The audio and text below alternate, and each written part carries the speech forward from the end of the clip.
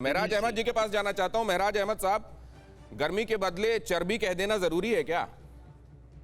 नहीं, देखिए, अब से 40 साल पहले चौधरी चरण सिंह जी ने एक किताब लिखी थी जिसका नाम था शिष्टाचार। और जब मैं मिनिस्टर था तो मैंने पूरे यूपी के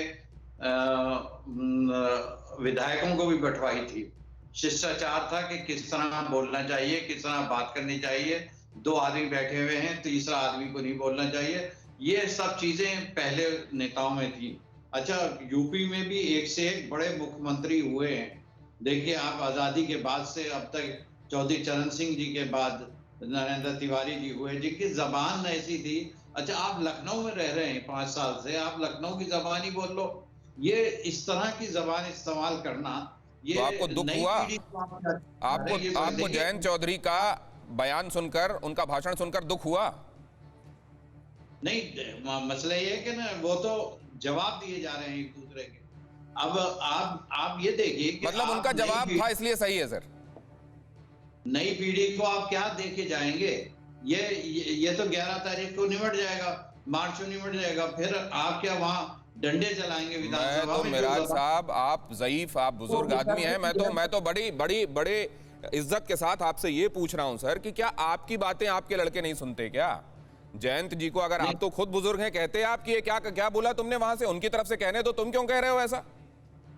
नहीं, ऐसा है, जयंत जी हो या अखिलेश जी हो, इन लोगों को मजबूरन जो जबान हम मुख्यमंत्री जी की सुन रहे हैं, हद होती है। देखिए, जो रूलिंग पार्टी में मुख्यमंत्री वजीर आला बैठा हुआ है, उसे तो बहुत संयम की जरूरत है, बहुत जरूरत है। वो जब ऐसे जबान देते हैं तो फिर तो आप ये कह रहे हैं कि भाषा को लेकर जिम्मेदारी का जो ओनस है वो मुख्यमंत्री पर आयद होता है, बाकियों पर नहीं?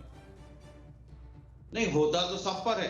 देखिए, जबान मैंने बताया ना कि चौधरी साहब ने तो बाकायदा किताब लिखी। चौधरी अजीत सिंह जी की जबान सुनने से ताल्लुक रखता था जब वो बोलते थे। मगर ये अफसोस की बात है कि हम तो ये परंपरा टूट रही है सर। ये परंपरा अजीत जी तक चली, अब टूट रही है सर जी। ये परंपरा अजीत जी तक निभाई गई, अब आपको टूटती नजर आ रही है? नहीं, टूटती नजर नहीं आ रही है। ये तो मजबूरन ये जवाब दे रहे हैं, ये वरना ये बिल्कुल नहीं बोल रहे थे। जयंत चौधरी साहब की जबान जो है मैं जानता हूं, और अखिलेश जी की भी मैं जानता हूं। मजबूरी में कर दिया गया। मेरे समझ में ये नहीं आ रहा है कि अगर वो ये ना कहते तो क्या आपके इलेक्टोरल प्रोस्पेक्ट्स पर असर पड़ जाता सर? क्या आपके वोट छिन जाते उनके ये कह देने से? ये कह देना आपके लिए आवश्यक था क्या?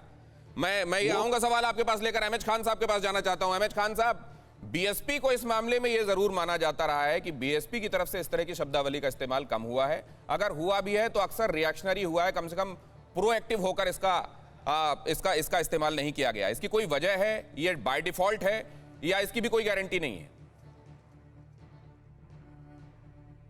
नहीं, देखिए, बहुजन समाज पार्टी जो है सर्वजन हिताय सर्वजन सुखाय के नारे के साथ चलती है। नफरत की बात नहीं करती है, झगड़े की बात नहीं करती है, हिंदू मुसलमान नहीं करती है। देखिए दिनेश जी, मैं थोड़ा सा शुरू करूंगा लखीमपुर खीरी से। लखीमपुर खीरी में जो आपके एमपी हैं, टेनी जी गृह राज्य मंत्री हैं, उन्होंने वहाँ के किसानों से कहा था कि तुम मुझे जानते नहीं हो, एमपी एमएलए बनने से पहले मैं गुंडा था और तुम लोगों को ठीक कर दूंगा मैं। ये भाषा शुरू हुई और उसके बाद वो गृह राज्य मंत्री बना दिए गए। और देखिए, वो योगी आदित्यनाथ जी, अब मैं भारतीय जनता पार्टी के नेता योगी आदित्यनाथ जी की बात आता हूँ। आदमी संवैधानिक पद पर बैठा हो और जब संविधान की कसम खा लेता हो तो वो 80% और 20% नहीं कर सकता है। अगर 80% 20% कर रहा है तो संविधान की धज्जियां उड़ा रहा है। और अगर वो ये कह रहा है कि बजरंग बली हमारे, अली तुम्हारे, तब भी संविधान की धज्जियां उड़ा रहा है। अगर वो ये कह रहा है कि हनुमान जी दलित थे, आदिवासी थे, तो भी धज्जियां उड़ा रहा है। हर आदमी को कानून, ये संविधान में अधिकार मिला हुआ है कि जो जैसा चाहे, जिस भगवान को मानना चाहे मान सकता है, जिसको जो कपड़ा पहनना चाहे पहन सकता है, जो खाना खा सकता है। तो संवैधानिक पद पर बैठा हुआ व्यक्ति जब संविधान की कसम खा लेता है। सर, आप इतनी इंपॉर्टेंट बात कह रहे हैं कि इसको लेकर मनीष जी के पास अभी जाना आवश्यक है, और उसके फौरन बाद रामकृपाल जी के पास जाऊंगा। मनीष जी, आपने सुना क्यों मुख्यमंत्री पर यह जिम्मेदारी ज्यादा है? ये बात आप देख रहे हैं महराज साहब की तरफ से भी कही जा रही है, और ये बसपा भी अभी यही बात कह रही है कि मुख्यमंत्री संवैधानिक पद पर बैठे हुए हैं, उनको तो खास तौर से ख्याल रखना चाहिए कि भाषा का संस्कार क्या रखना है उनको।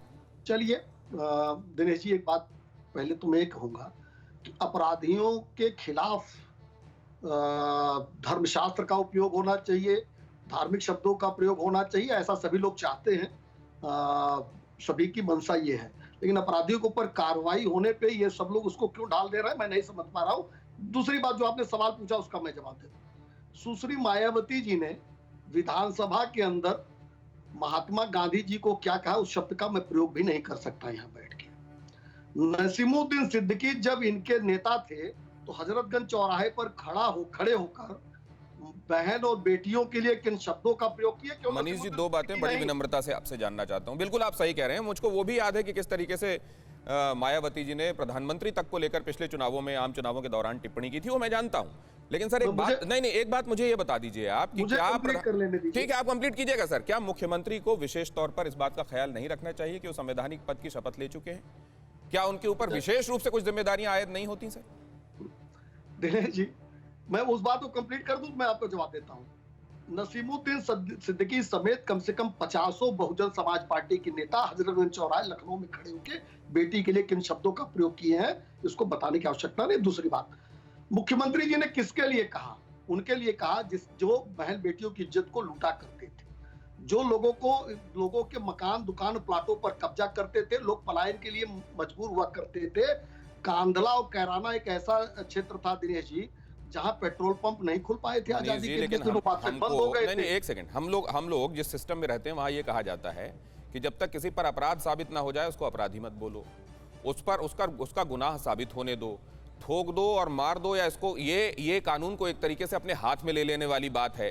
क्या ये बात सच है सर, या अब इसी तरीके के सिस्टम पर आदमी आने वाले दिनों में भरोसा करेगा?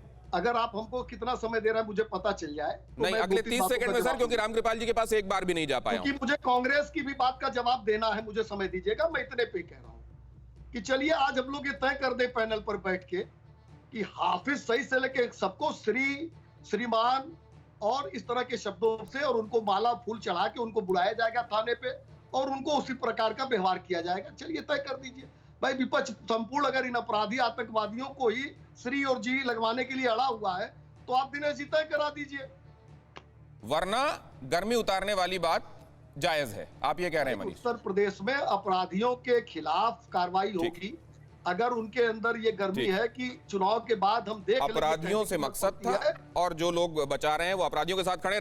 कोरोना धर्म नहीं देखता, जात नहीं देखता, अमीर गरीब ऊंच नीच नहीं देखता। कोरोना सिर्फ मौका देखता है, लेकिन आप उसे मौका मत दीजिए। बस इतना कीजिए, जब कभी दफ्तर से, बाजार से घर लौटिए तो इतना ख्याल जरूर रखिए कहीं आपके साथ कोरोना आपके घर तो नहीं जा रहा।